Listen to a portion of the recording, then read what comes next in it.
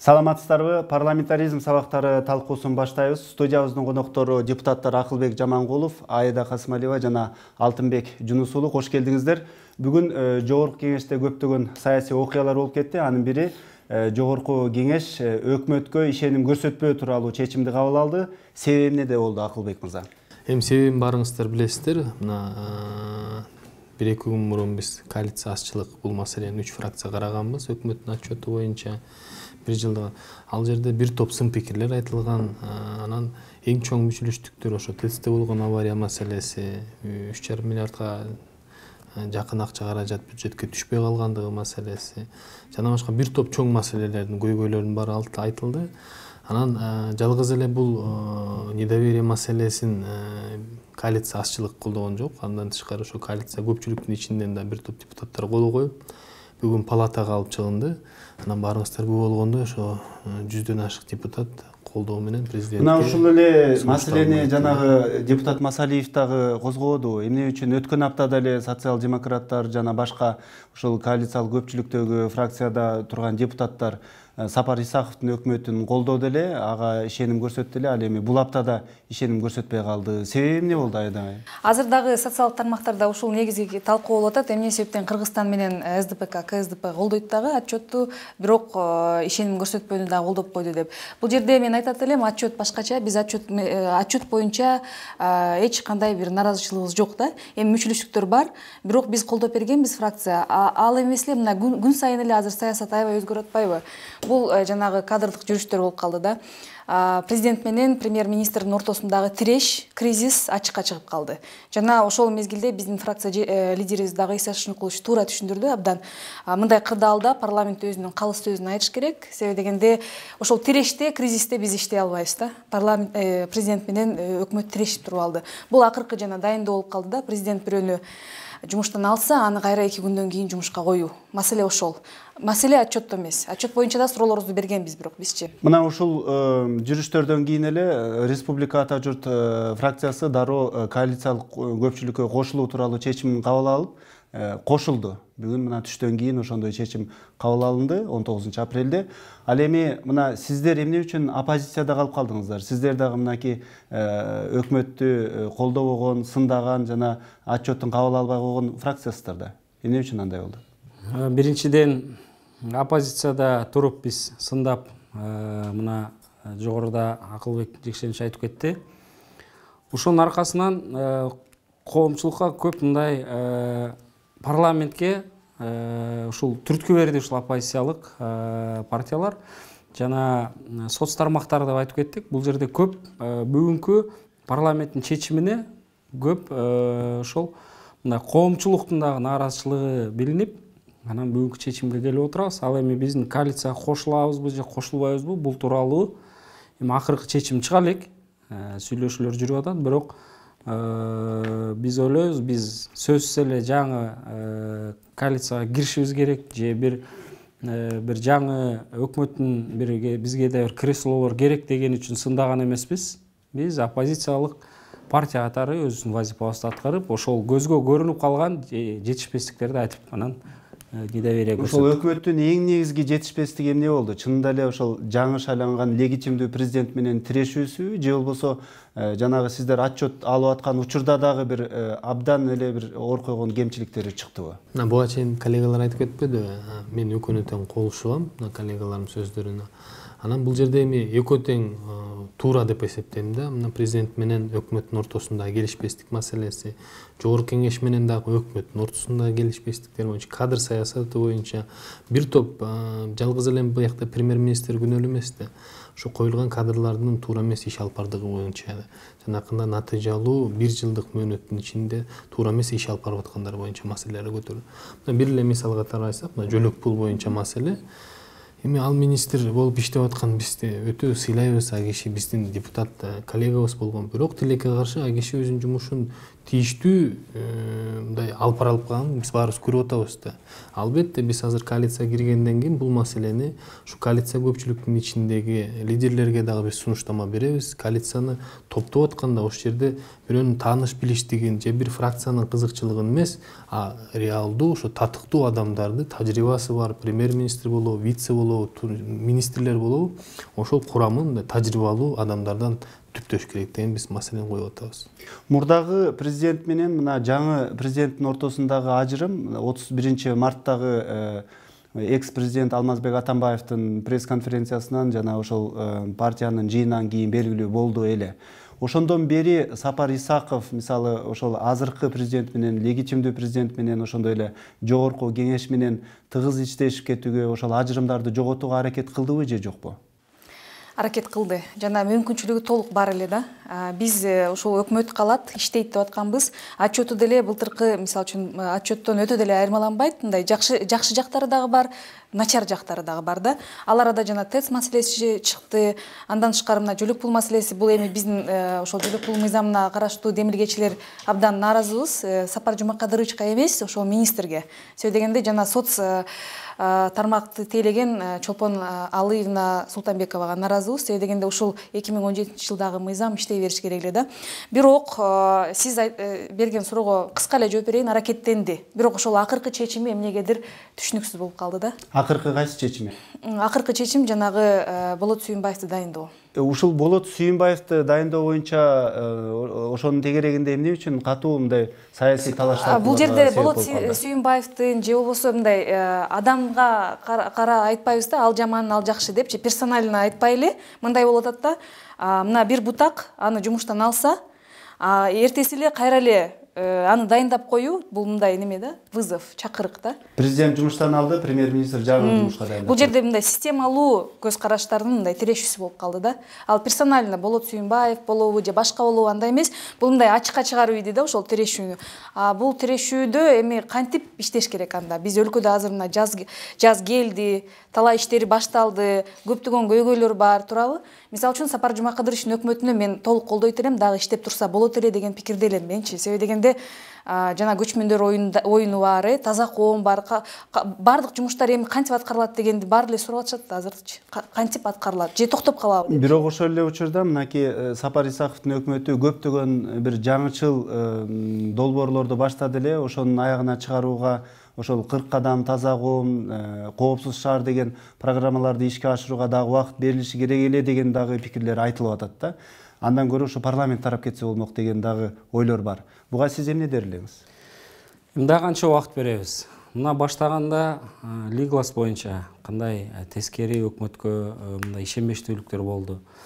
Ошол эле мына безопасный город боюнча Huawei алып келдик, буюрса шаар чечилгени калды деп, анан бул өкмөттүн Сапар Исаковду биз колдобогонубуздун бир гана себеби, эң основной себеби бул өзүнүн ички, биздин республиканын ички мүмкүнчүлүктөрү жана ресурстарды баалабай, бул бир нече убакыт болгондон кийин анан биз өзүбүз жаза алат экенбиз деп ишенип, кайра бизди ошого ишендирип ынандырганы бул мындай бизге айдан ачык мындай көрүнүп калды. Буга мен мисал катары келтирип кетет элем. Жана Минтранста ошо нарында бир көпүрөнү тендер объявлять этип 35 миллион сом подрядчикке которуп, ал подрядчик ал акча баш оту менен жок. Эми Минтранс айтып атат, биз өз күчүбүз менен сала алат экенбиз деп. Башынан эле өзүңөр салбайт белеңер деп суроо берсек, адекватный жооп жок. Ошол сыяктуу мына безопасный город боюнча Huawei болбой калды. Эми өзүбүз салабыз деп 3 камера коюп, ошо менен бир жаңы иш алып баргандай 4 камера деп бул жакта оңдоп атат. Эми ал өкмөттүн иши эмес, бир жылда 4 камера коюш. Анан өкмөттү биз чарбалык иштери менен сын берсек жакшы да. Анан саясатка сен бул кадрды койдуң, мурунку президент дебей, себеби жалпы жоопкерчиликти ошол өкмөт башчысы мойнуна алыш керек. Мына ТЭЦтеги авариянын себеби дагы ага байланыштуу жанагы депутаттык комиссия түзүп, анын иликтөөлөрү дагы көптөгөн ушул өкмөттүн ичиндеги олку солку кырдаалга себеп болду окшойт. Ошого карабастан Сапар Исаков көптөгөн кадрларына сөгүш жарыялады, кызматтан алды, айрымдары камакка алынды. ошол комиссиянын бир кандайдыр бир жыйынтыгы болгондой. Бирок сиздердин комиссия мындан кийин дагы корутунду жарыялай турган болсо, отставкага кеткен өкмөт, ошонун ичинде Сапар Исаков дагы кандайдыр бир жоопкерчиликке тартылышы ыктымалбы? Албетте, азырдагы коалиция көпчүлүгүнүн төрагасы да Иса Шишенкулович бул маселеге да токтолуп кетти. Өкмөттүн отставкасынын бир себеби ошо ТЭЦте болгон авариянын жана реконструкциянын маселеси боюнча. Алдын мына 2 айдан ашык депутаттык комиссия ишин өзү алып барып атат. Бир топ элге, коомчулукка бир топ маселелер ачык айкын чыгып атат. Массалык маалымат каражаттарда ошо комиссиянын ишине түздөн түз киригишип, ошо маалыматты элге таратып берип атышат. Азыр эми бул комиссия өзүнүн ишин аяктап баштадык. Биз акыркы чечимдерди даярдоо менен алек болуп атабыз. Мен ойлойм, эмки жумада биз уже палатага бул маселе менен кайрылабыз. Андан тышкары президентке, болочок премьер-министрге, анан башкы прокурорго биз өзүбүздүн чечимибизди беребиз. Ал жерде эми албетте чоң саясий чечимдер болот. Жөн эле жумуштан кетип калган адамдар ошол убагында кол койгон, убагында чечим кабыл алгандын баарына жооп бериш керек деп биз эсептейбиз. Дагы бир нерсе мына бизге маалымат келип түштү, ошо таможня кызматынан, Кулматовдун колу менен, ушу Тибей компаниясы кандай баа менен жанакыл строительный материалдарды, оборудованияларды кандай баа менен киргизген боюнча декларациялардын бааларын. Бир эле мисал келтирем, мына сиздерде тургандай кондиционерлерди алышыптыр. Ар бир кондиционердин баасын $54,000 баалап киргизишкен да. Бул эми казып турса өтө көп маселе чыгат да. Анан эми бул бир эле жагы лифтлердин баалары, 2 лифтини $345,000. Бирок эми ошол негизги жооптуу адамдар камалбады. Мындан ары дагы кандай болушу? Негизги жооптуу адамдар камалып бүтө элек. Менин жеке оюм, бул комиссиянын ою эмес, менин жеке оюм. Улуттук коопсуздук комитети өзүнүн ишин алып барып атат. Ал жерде бир топ чоң группа иштеп атат. Оперлер, следовательдер. Алар ошол Кытай мамлекетинде өзүнүн спецслужбалары менен түздөн түз байланышып, тиешелүү кагаздарын алып атышат. Көрүп атасыздар, мына ушул ТЭЦке байланыштуу 7 адам камалды.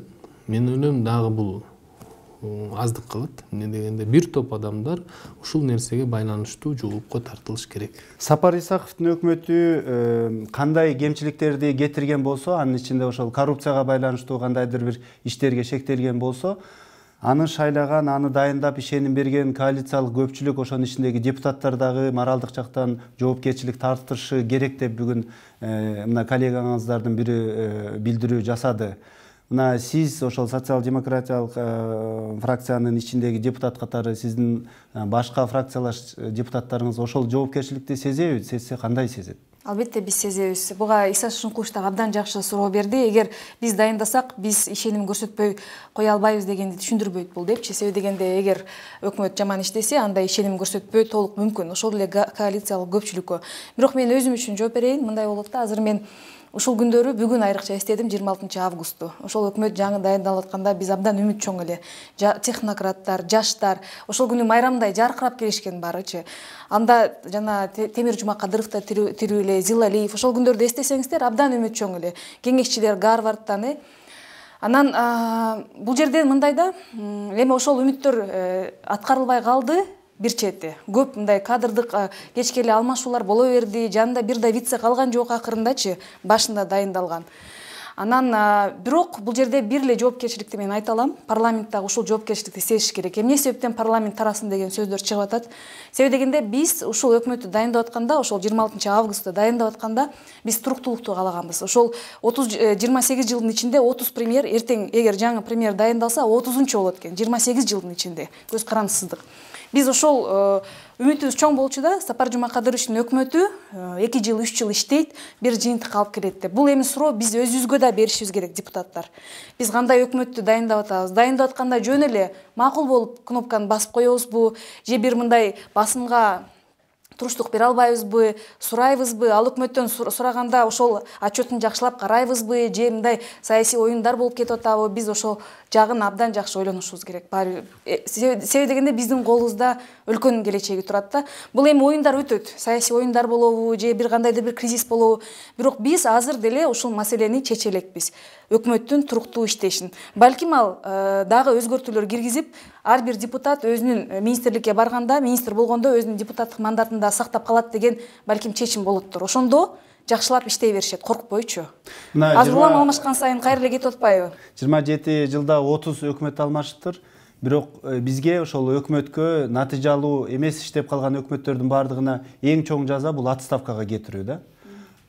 Биз ушул нерселерден, ошол жыл сайын боло турган нерселерден кандай сабак алышыбыз ыктымал? Мына былтыр эле сиздер жаңы өкмөт бекиткенсиздер. Ошол азыркы, мисалы, соңку эле өкмөттүн иштөө тажрыйбасы парламент үчүн кандай сабак боло алат? Бул жерден Сапар Жумакадыровичтин отставкага кетиши, мына биз бул жакта жаш депутаттар отурабыз. Именно жаштардын ушундай ишеничин актай албай калганына мен дагы бир өкүнөм. Себеби таза жаш кадрлар келиш керек өкмөткө, бийликке жаш балдар келиш керек дегенди бир Сапар Жумакадырович ишти алып бара албай, биздин дагы квотабызга бир биздин да канаттарыбызды кескен сыяктуу коомчулукта бир ой калтырып кетти да. Бул өтө өкүнүчтүү. Өкмөттүн башчысы жаш болсо дагы бул опыттуу, тажрыйбалуу адамдарды ишке алып, аны ишке койгондон коркпой, кошо иштеш керек эле. Жок, ошол жанындагы мындай кеңешчилери дагы, мисалы, биз ошол ТЭЦтен билдик, мына Нац Энерго холдингте жана ошо министрликте жетекчилигинин орун басарында ошо Кока-Колада иштеген жетекчи болгон балдар келип, эми мүмкүн ал жагынан кыйын адистир, бирок именно ошол специфический жактарга бул специалисттерди коюш керек болчу деп ойлойм. Бул дагы бирден бир ошол кемчилиги ошол болду. Ал эми мына сиздердин фракция ушул мындан кийинки өкмөттү түзүүдө айрыкча мына коалициялык көпчүлүккө кошулбадыңыздарбы бүгүндөн баштап? Кандай бир эрежелерди же болбосо принциптерди карманат? Эмне кыласыздар? Жөн эле баягы өзүңүздөрдүн адамдарыңыздарды, партиялаштарыңыздарды ошол министрликтерге, өкмөттүн курамына түртө бересиздерби же болбосо бир профессионалдык жагын дагы карайсыздарбы? Негизи мына көрдүңүздөр, түштөн кийин президент ошол төраганы, андан тышкары ошо коалициянын ичиндеги курамындагы фракциялардын жетекчилерин кабыл алды. Ал жерден да бир топ маселелер, суроолор болду. Анан ал жерден бир эң негизгиси ошол жаңы коалицияны түптөп атканда ошол республикада жүрүп фракциясын кошуу чечими кабыл алынды. Андан тышкары ошол жерден маселе мындай чогуу ачык айкын сүйлөшүлүп, ошол куралып аткан жаңы өкмөттүн курамында реалдуу иштей турган тажрыйбасы бар адамдар коюлсун деген максат коюлду да. Мен ойлойм, бул чечимди бардык фракциялар акыркы 3 жылда эле баарыбыз күбө болуп атабыз. Мына биз 6-чакырылыштын депутаттары ошо тажрыйбасы жок адамдардын айланып келип ушундай нерсеге айланып атат да. Мына эмне үчүн Боронов министр МЧС канча туруктуу өзүнүн жумушун саясатка аралашпай өзүнүн ишин билет. Бир жерде ЧС болсо, ал ошол командасын алып ошол ЧСтин аркасында жүрөт да. Мен ойлойм, ар бир министр болобу, агенттиктин директорлору болобу, же фонддун директорлору баары тең өзүнүн иши менен алек болуш керек. А биздики тилекке каршы андай болбой атат да. Айрым ошол министрлерибиз саясатка аралашып, депутаттар менен, өкмөт менен, аппарат президент менен мындай саясатташтыруу иштерин жүргүзүп атышат да. Ошонун баарын токтотушубуз керек. Биз азыр өкмөттүн курамын түптөп атканда, азыр мына бизде сүйлөшүүлөр жүрүп атат. Ошол фракциялардын ичинде, лидерлердин арасында, депутаттардын арасында. Ошол жерден баарыбыз тең биз негизги ошол өкмөттүн курамына реалдуу, татыктуу, профессионал адамдарды алып келип, кийинки биздин мындай өкмөттүн ишмердүүлүгүн узартуу боюнча ошонун натыйжасын 1 жылда эмес, жарым жылда эмес, бир 5 жылга чейин узартканга аракет кылышыбыз керек. Менде дагы ушул суроого эле жооп бар да, кандай чечим болот, ушул жерден кандай сабак алсак болот? Парламент күчтөнүш керек да.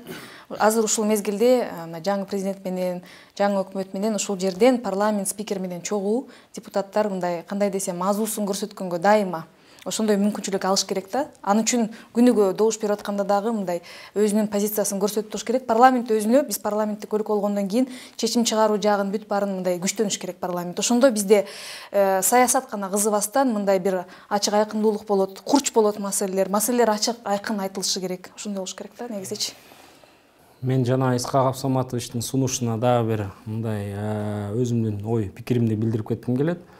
Бүгүнкү күндө бизде мыйзамда коалициялык көпчүлүккө фракциялар биригет деп турат. Анан ал бир партияны кошуп алыш деген сөз мен ойлойм бүгүнкү күндө туура эмес. Мен ал Республика Ата журт фракциясына бир кызгангандай ой айткым келген жок. Жок, кошулуп иш кылса, бирок мыйзамдуу турда. Бул коалиция тарап бир партиянын лидерине мандат тапшырылып, анан ал өзүнчө коалиция түзүш керек. Ал кошуп алган жерде кайра алып коюу мүмкүнчүлүгү барбы деген суроо жаралат. Эмне үчүн бүгүн Республика Ата журту кошуп алып, эртең кайра арасынан бирөөнү чыгарып койгудай мүмкүнчүлүк жол ачылабы? Эгер чыкса, ал жерде автоматически коалиция тарайт деген ой мындай коомчулукта да бар да. Ошон үчүн мыйзамдуу жол менен кетип, мен ойлойм, бир партияга, ошол Республика Ата журту болобу же да башка партияга мандат тапшырып, кайра мындай түзүлсө дегенди коомчулук күтүп турат да. Бүгүн ар бир министрди карап, ар бир премьер-министрди карап, ошол мындай татыктуу адамдар келсе экен. Жогоруда коллегам айткандай, ал президенттин таанышы же жан сакчысы же дагы башка дебей, накта профессионалдар келсе, биз колдоп, парламент ошондо колдосок, бул парламенттин дагы кадыр баркын көтөрөт деп ойлойм. Эми ошо парламенттин ичиндеги жанагы фракция кошулуп алынуу, көбөйүү, коалициялык көпчүлүккө кошулуу маселеси өз ара талдап алсаңыздар керек. Ал эми мына өкмөттө жаңы өкмөт башчы ким болот деп күтүлөт? Жаңы өкмөт курамы кандай болот деп күтүлөт? Жакынкы күндөрү ушул аткаруу бийлигинде кандай өзгөрүүлөр болушу ыктымал? Менин жеке өзүмдүн оюм ошол менин оюмча азыркы аппарат жетекчи, президенттин аппарат жетекчиси Мухаммедкалый Дүйшүкевич Абылгазиев премьер-министрге барышы мүмкүн. Албетте жогорку кеңештин ичинде комитеттердин бөлүшүү боюнча оппозициялык комитеттерге тийиштүү бюджет менен дагы оборонабы, ошол эки комитет оппозициондук фракцияларга өтүш керек. Анан негизинен жалпысынан алганда ошол өкмөттүн курамынан көп өзгөрүүлөр деле болбош керек. Мен ойлойм, жанакы иштей албай аткан, ишин тарта албай аткан министрлер болобу, агенттин жетекчилери болобу же фонд болобу, ошолордун кызматтарын ээлегенден караш керек да. Анын ордуна тажрыйбалуу, мындай өзүнүн ишин билген профессионал адамдарды алып келиш керек. Ошол эле Сапар Исаковдун таза коом 40 кадам, анан кийин коопсуз шаар өлкө деген долбоорлору албетте көптөгөн кыргызстандыктарга үмүт берген да. Ушул долбоорлордун уланышын сиздер талап кыласыздарбы? Уланышы керек. Себеби дегенде бизде мына институционалдык эстутум деген сакталышы керек да. Ошол таза коом боюнча ал жерде мисалы үчүн ал Сапар Жумакадыровичтин өзүнүн идеясы эмес да. Ал жерге жанагы эл аралык оюнчулар бар, акчалар бар, инвестиция бар. Ошонун баары эле жаңы премьер-министр келет да, токтоп калат десе, анда биз кайра артка кетебиз да. Жакшы идеяларды эмне себептен биз токтотушубуз керек? Жок, андай эмес, улантышыбыз керек. Ошол сакталышы керек. Ал эми айрым азыр ачыгын эле айтайын, бизде мындай болуп атат да. Мисалы үчүн Кыргызстан фракциясы же болбосо коалициялык көпчүлүктөгү квотабыз бар дейт да. Бул министрлик биздики дейт квота. Ошону албайбыз дейт да. Андай болбош керек. Ошол эле жүлөк пул боюнча карап чыгышыбыз керек. Кайсы жерде кандай жаман болду, жакшы болду. Аны биз ачык айтышыбыз керек да. Азыр мисалы үчүн саламаттыкты сактоо министрлигине комиссиябыз мындай бүтүм чыгарды. Ошонун баарын эске алышыбыз керек.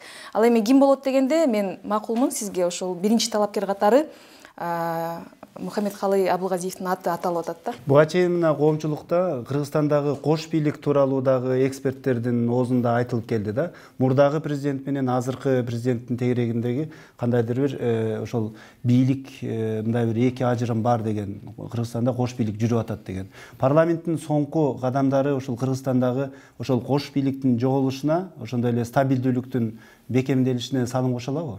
Салым кошо алат, жана салым кошту деп да айтып кете алам. Мына ошол эле Болот Сүйүнбаевди президент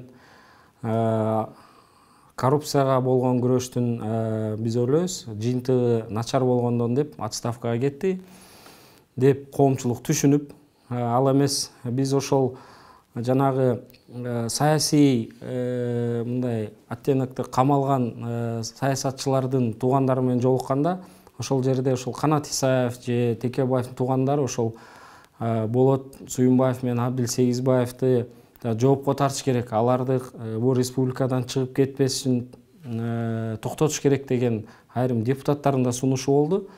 Биз ошону күтүп атсак, ал адам кайра эле ушул өкмөттүн жетекчиси аркылуу ошол жогорку кызматка келип атат. Ойлойм, бул тирешүү ачыктан ачык билинип калды коомчулукта. Мындай болбош керек. Баягы илгерки жомоктой болуп, арабаны ар ким ар кайсы жакка тартпай, бул президент, парламент жана өкмөт бир тараптуу өлкөнүн өнүгүүсүнө, ошол эле оппозиция болсо дагы ошол жалпы биздин оюбуз ошол өлкөнү өнүктүрүү болуш керек. Анан жанагындай кетирилген кемчиликтерин бетине айтып өкмөткө аны конструктивдүү иштеш керек. Маегиңиздерге рахмат. Парламентаризм сабактары талкуубуз ушуну менен соңуна чыкты. Эске сала кетсек, бүгүн 19 апрелде Жогорку Кеңеш Кыргыз өкмөтүнө ишеним көрсөтпөө тууралуу чечим кабыл алды. Саламатта калыңыздар.